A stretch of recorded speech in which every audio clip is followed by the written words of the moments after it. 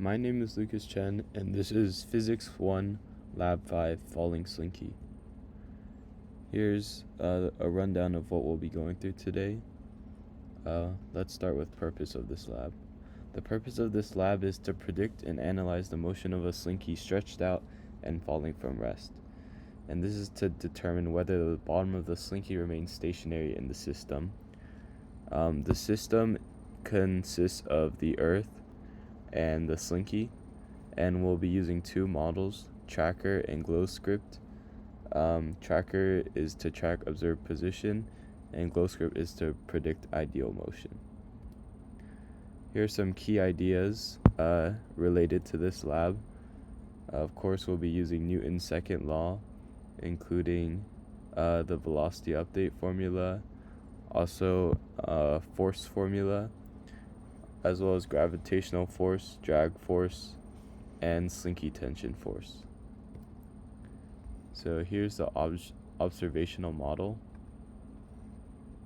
So this video was provided to us, and by putting this video in tracker, we set the origin to the base of the slinky, and as you can see, as it falls, the position Y remains at 0 until the top and bottom meet and the slinky falls as a combined mass.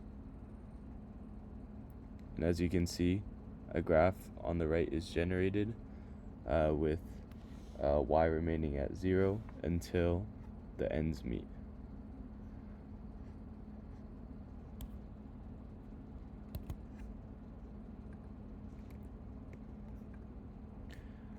Next, here's the Glowscript model. This is the code for the Glowscript. To begin, we put in some initial parameters found through either experimentation or given to us through the video. As you can see, there's mass, position. This was based on where we set our origin, gravitational constant, proportionality constant found through experimentation. And on the right is the calculation loop. So as you can see, while t is less than 0.76, the weight, force, tension, and F net are these values. But up until 3.68 seconds is when the ends meet, and that's when the slinky begins to fall. And so weight, force net are also different. So once you run this, you get this model. The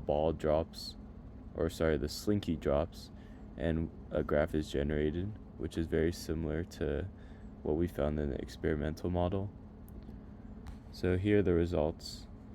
Plotting these two together in a spreadsheet, we can see that the Glowscript is the ideal motion, while the tracker is what we found.